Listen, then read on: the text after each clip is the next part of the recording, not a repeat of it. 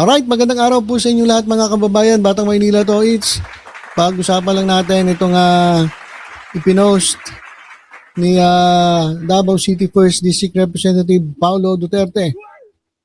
Ayan mga kababayan sa ating screen, lakihan natin para mabasa natin.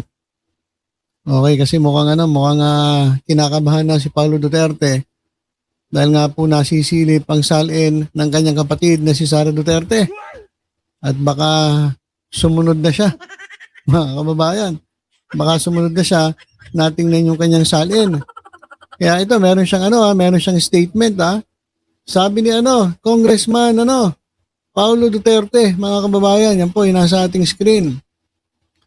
May kumakanta na namang tweety word. Ayon sa kanya, biglang naging uso ang salin. Hindi para sa transparency, kundi para sa timing.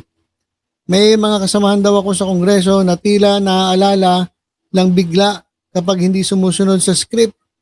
Coincidence? Siyempre, coincidence. Kung totoo man ang mga kwentong ito, mukhang may bago tayong sistema.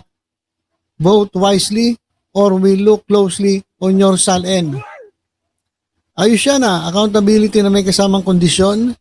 Pati raw sa Senado, may mga kumakausap na busy ang iba. Hindi sa pag-ayos ng problema ng bayan, kundi sa pag-ayos ng boto. Ang pinag-usapan po dito ay boto po para sa impeachment ni Sara Duterte Mukhang hindi lang presyo ng bilihin ang minamanage, pati desisyon ng mga halal na opisyal. At yung sinasabing on the bag na ang kesong puti, sana hindi natin ginagawang grocery item ang konsensya. Ang boto sa impeachment ay hindi raffle ticket, hindi utos at lalong hindi dapat produkto ng pressure. Mandato ito ng taong bayan. Kaya sa aking kapwa mambabatas, hindi tayo inihalal para sumunod sa bulong, kundi para tumayo sa prinsipyo. Kung may mananakot, may magpapakita rin ng paninindigan. At sana sa dulo, hindi takot ang manaig, kundi ang tama. Pakinggan ninyo ang mga sigaw ng mga constituents ninyo. Kung may pinangako mga ayuda sa inyo, isipin ninyo ang taong bayan na nag-ambag para dyan. Ayos, Paulo Duterte Ang galing ng iyang statement Parang totoo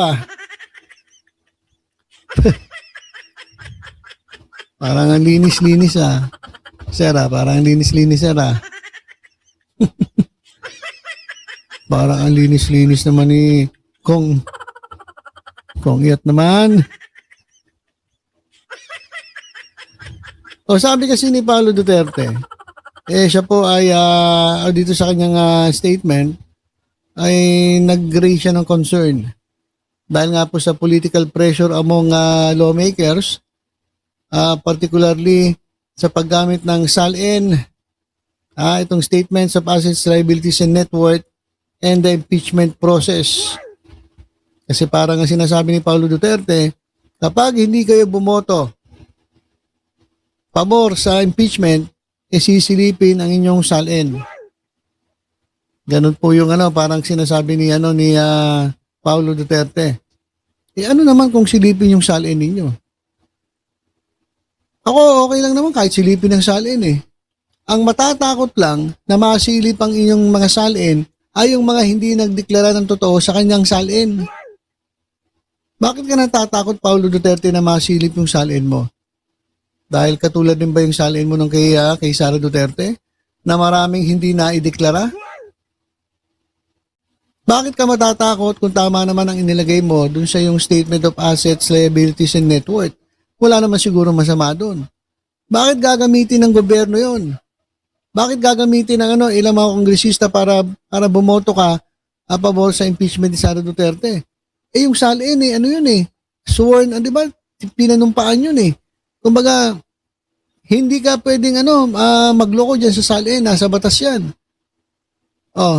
So ibig mo sabihin, karamihan sa mga congressman, hindi nagsasabi ng totoo sa kanilang salin? O sa lahat ng opisyalis ng gobyerno? Sabi sa statement, kini-question ni Duterte yung timing. Sa renewed calls for SALN transparency, suggesting these are being used selectively against those who do not follow certain political lines. Kasi alam nyo sa totoo lang, wala naman kayo dapat ikatakot kasi dapat naman talaga totoo ang idinideklara nyo sa inyong mga salin. So, paano gagamitin nyo ng ano yan, parang pang-blackmail yung salin? Hindi, kasi kung totoo ka naman at dineklara mo yung salin mo, bakit ka matatakot? Bumoto ka against sa impeachment ni Sara Duterte. Di ba? At kapag hindi ka na bumoto, sisilipin salin mo, edi silipin nila yung salin ko. Ang matatakot lang masilip yung salin, yung mga tulongges na nagsinungaling sa kanilang mga salin. Kaya baka ito si Paulo Duterte. Sir, totoo ba yung dineklara mo sa salin mo? Kasi parang natatakot ka na masilip yung salin mo eh. Natatakot ka ba? Kasi baka magaya ka sa kapatid mo na si Vice President Sara Duterte na nasilip yung salin. Naku, ang dami palang hindi dineklara. At base dun sa report ng AMLAC, ang dami lang palang pumasok at tumabas na milyong-milyong kapirahan dyan sa account ni Sara Duterte. Tapos meron namang si Sara Duterte ng bakante na wala daw siyang cash on hand, wala siyang cash deposits sa loob ng ilang taon, 2 taon ba yun? So, anong klase yun? Paano nangyari yun? So, ibig sabihin, nagsisinungaling sa salin o kaya nakalimutan. Pwede ba nakalimutan yun? Sabi ng abogado, nandun daw sa others. Anak ng teteng, palusot yan. So, ito si Paulo Duterte, mukhang natatakot na mabuksan yung kanyang salin. Ayan. Mukhang natatakot buksan ng kanyang salin at ginagamit daw ito ng ilang mga mambabatas, lalong-lalo na yung pabor sa impeachment ni Sara Duterte para nga sila takutin at bumoto ng pro-impeachment.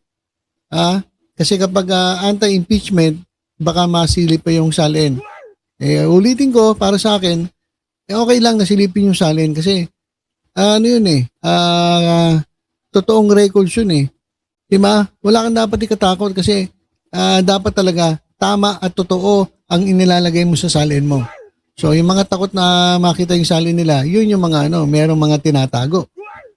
Diba? Kaya Paulo Duterte, Congressman Pulong Duterte, kinakabahan ka na ba?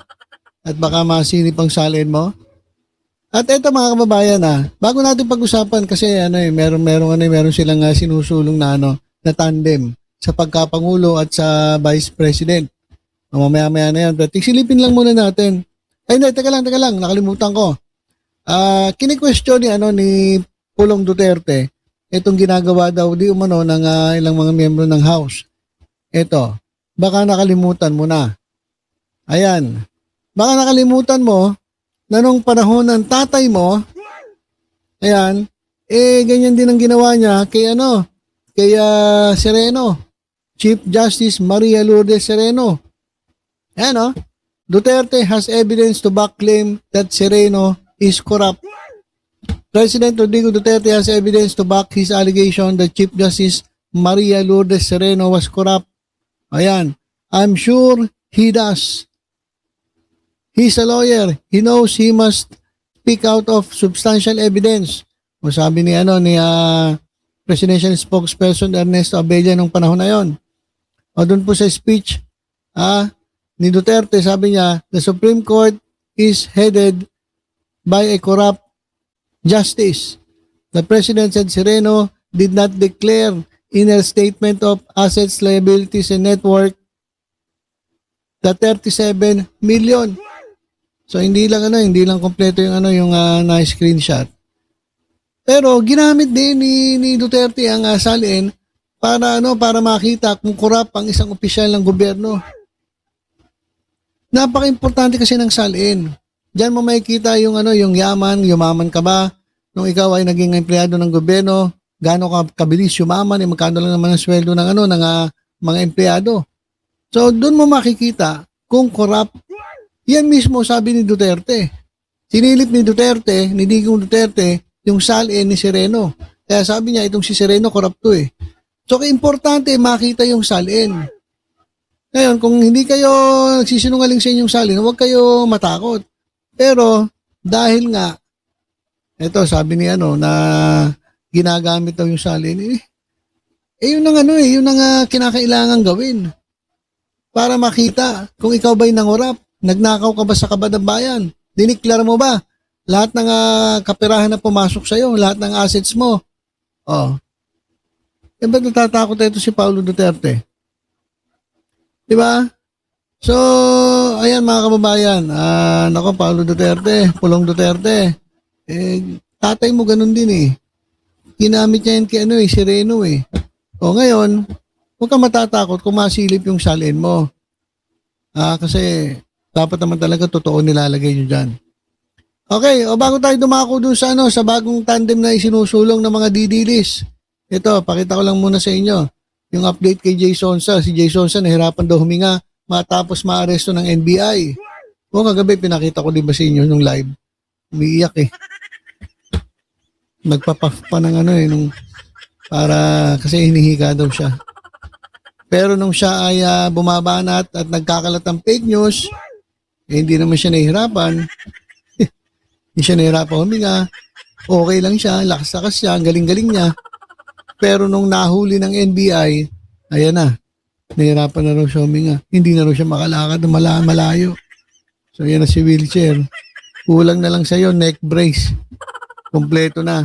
Kompleto na ang drama ninyo. O yan kasi kayo eh. Magagaling kayo sa social media. Pero pagdating na sa sa batas, naduduwag na kayo. Parang paawa effect na kayo. Yan ang yan ang parusa ng kaka-fake news ninyo. Kailangan tumanda sa kakapanaposasa. Anak ng Teddy ka Jason so. Fake news pa more. Fake news pa more. Ayan. At ito na mga kababayan. Quezon City Memorial Circle. Okay. Ito mga kababayan yung ito guys meron silang sinusulong. Sinusulong nila yung Sara Chubby 2028. Sara Chubby 2028. So, sabit. Sabit po sa 2028. Sara Chubby, sabit sa 2028. Pakinggan natin ano naman ang pinagdadaanan nito mga to. So, kasi dami diba? Sara, Robby Padilla. Meron sinasabing Sara Duterte Marculeta. Meron sinasabing Sara Duterte, sino pa ba yung mga katandem ni Sara Duterte? So ito ngayon, panibago na naman, Sara Duterte, Chavit Singson. So, sabit sa 2028. Walang iya. Parehas kurap. Grabe talaga ito mga ito. Papakinggan natin ano nangyari dyan. Lideratong may tapang, malasakit at tunay na hangaring maglingkod. Yan.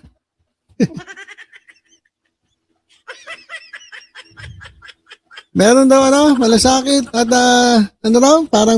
parang nabingi ko ron Parang sinungaling ata yung nagsalita Ano raw? Malasakit at tunay na hangaring maglingkod. Yan ang sigaw ng Sara Chavit 2028 nationwide movement. Kasabay ng impeachment proceedings sa Kamara, inilunsad ngayong araw ng ilang grupo ang pagsuporta sa tambalang Sara Duterte at Chavit Singson para sa 2028 elections sa Quezon City Memorial Circle. Sara Duterte ay may kakayahang na mamahala ng bansang Pilipinas dahil siya lamang ang nakikita namin na mayroong tunay na malasakit at pagmamahal sa ating bansang Pilipinas. Nako. Nabulag ka, Brad. Nabudol ka. Na ngayon ay lumalangoy na sa kumunoy ng kahirapan. Napili ng grupo si Singson bilang VP ni Duterte dahil mayroon nila itong isang salita at financial competency. Paktay tayo, Chavit. Saktong-sakto yung pangalan nila, Sara Chavit. Sabit sa 2028. Dami-dami naman dyan. Si Chavit pa. Anak ng teteng. Wala talaga itong mga didilis na to. Competency of financial. Meron po siya niyan. Kaya hindi na po yan mangungurakot. Nakakatakot. Si Chavit Singson daw mayaman na raw. So hindi na raw siya mangungurakot. Nako po. Ay nga matindi. Ang dami ng pera, hindi pa rin ako kontento. gusto pang magnakaw ng magnakaw sa gobyerno. Ano sinasabi nito na ano, na hindi raw mangungurakot? Hindi mo kilala si Sabit? Anak ng Teteng ka, Brad? po magalal ng pangalawang pangulo kapag kurakot din. Pero sa katauhan, Manong Kurakot din. Sabi kurakot si Sara. Sabi niya, hindi daw dapat mag-alala ng kurakot din. Ibig sabihin kurakot yung ano, yung kandidato pagka-presidente. At si Sabit ang ano, hindi kurakot. Loko nito eh. Nilalaglag mo rin. Kurakot din. Ano sabi niya? Pakinggan ninyo. kurakot din. Pero sa katauhan, hindi na po yan mangungurakot.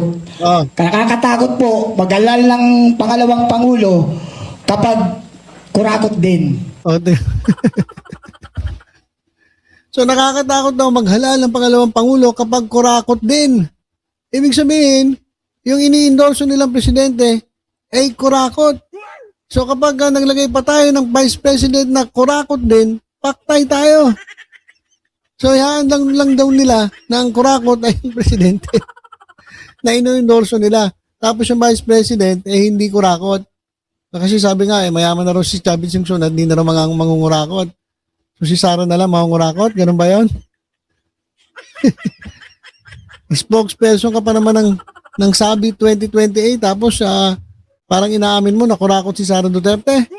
Anak ng Teteng kayo. Talaga kayo mga panatiko ng ng mga DDS. Pero sa katauhan, Manong Chavit Singson, Oh, na aming isinusulong bilang maging pangalawang pangulo is meron siyang financial capacity at hindi niya nahangarin pang mangurakot. At tulad ng inaasahan, binatikos ng Sara Chavit 2028 movement ang impeachment proceedings laban kay VP Sara.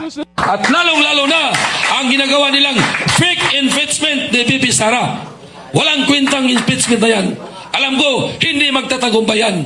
Ang kasamaan, hindi magtatagumpay laban sa magandang asal po ng tao. Panawagan ng grupo sa mga Pilipino, sana'y maging matalino sa pagboto. okay, so yan mga kababayan ha. Oh, sabi nung spokesperson, kaya kinuha nila si Chavit kasi si Chavit daw hindi na raw mangungurakot dahil mayaman na raw. Oh, so sabi niya, nakakatakot daw kung maghahalal ka ng vice president na kurakot din. Ibig sabihin, yung isinusulong nila ng presidente kurakot. Kaya hindi na sila maglalagay ng vice president na kurakot din. So ayan mga kababayan, road to 2028, Sara Chavit tandem isinusulong. Sara Chavit, sabit. Paktay tayo. Sabit tayo dyan. So ayan mga kababayan, yung mga ilang issue na kinaharap ng ating bansa. Etong si Paulo Duterte, para bang natatakot na mabuksan ang kanyang salin. Doon nga makikita kung ikaw ba ay kurap o hindi. Kagaya ng ginawa ng tatay mo, kay Sereno, sabi niya, ang kanyang pamantayan na kurakot si Sereno ay dahil nga hindi nagdeklara si Sereno sa kanyang salin ng 37 million. Okay? So, huwag kang matakot, Pulong Duterte. Kung totoo naman ang nalagay mo sa salin mo, huwag kang matakot. Kasi talaga dapat naman totoo nilalagay mo dyan eh.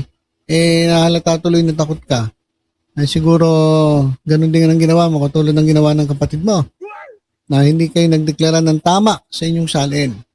At ito naman si Jason sa paawa, drama, nayabang-yabang social media, tapos pag nahuli ka, nahirapan kayo hinga. Tapos naghanap ka ng wheelchair, magpakabit ka din ng neck brace para kompleto na. Diba? Ganun talaga pag nahuhuli. Nagkakasakit eh. So, yun lang po muna mga kababayan ng ating update. Tutok-tutok lang po dito sa Batang Maynila to. Sa iba pang mga balita. Ingat po tayong lahat. God bless po.